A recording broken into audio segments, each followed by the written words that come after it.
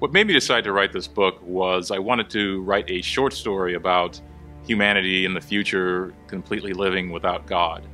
And it evolved into a longer story as I developed characters and developed relationships, and eventually it became a novel. Crilen and the War of False Prophets is not a sequel, although Crilen is a recurring character. Crilen appears in The Planet of Mortal Worship and is reintroduced in Crilen and the War of False Prophets. I don't consider myself to be necessarily a Christian author. A Christian author is someone who writes for Christians. I don't want to preach to the choir. I consider myself to be a science fiction writer who is a Christian, who writes from a Christian perspective. So my hope is to get people to read allegorical science fiction with a Christian message and investigate who God is.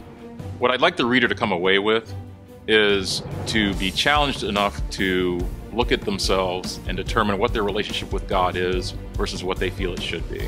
This book compares to the first two in that this is more of a war story.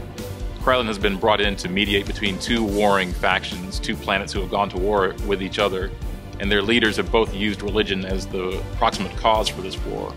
Crilen is trying to get both factions to realize what their religion really is about and to get back to the truth of God, as opposed to what the leaders of those planets want. My biggest literary influence is probably C.S. Lewis. C.S. Lewis, and many people don't realize this, wrote a science fiction story, or a science fiction trilogy, in fact, called Perelandra. And I was introduced to that by someone I knew who told me about C.S. Lewis doing science fiction, and that let me know that I could do science fiction and Christianity in an allegorical fashion. You don't have to be a Christian to enjoy my book or any of my books. Again, I don't write for a Christian audience necessarily, because Christians don't like to have cursing and violence and drug use and sex and all of the things that are normal to the human condition. To me, the measurement of humanity and God's relationship with man is how our faith measures against those ills and what we do to correct those ills in ourselves and overcome those sins in our lives. So you don't have to be a Christian. I ask that people actually read the books and try to arrive at some conclusions for themselves in terms of their relationship with who God is for them. I've gotten some tremendous feedback, both from Christians and from non-Christians. I think non-Christians find the adventure and the action extremely stimulating. They find a lot of the questions that are being asked also stimulating.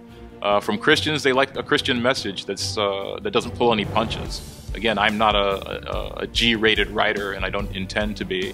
I tend to write about humanity in its truest state, which certainly is not a G-rated story. So my hope is that people continue to enjoy the work, get a message from it, and are ultimately pushed to pick up a Bible and read it for themselves and make their own determinations about who God is for them. I've got 3 more books that I want to do.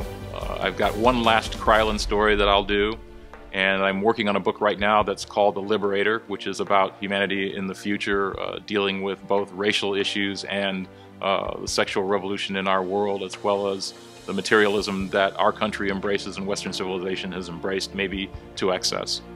And I think that's going to be an exciting project, because a lot of those things are happening as we speak.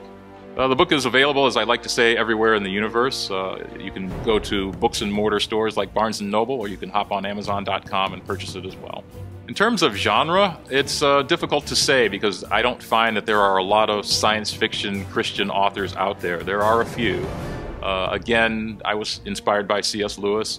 I'm a Star Trek fan from way back, and one of the great things about Star Trek is that they were considered to be morality plays. And certainly I like to consider myself to be in the genre of writing morality plays in my novels. I love everything about writing. When I was in the 1st grade, the most exciting thing that a teacher said to me was, "Why don't you write the story for yourself?" And immediately I kind of lit up and was excited about the fact that all of a sudden I could be in control of everything. I could be in control of the settings, I could be in control of the characters, I could create my own characters, create my own scenarios, and tell my own stories. So it's one of those things where it was just the most exciting thing in the world when I was introduced to it, and have always been in love with writing.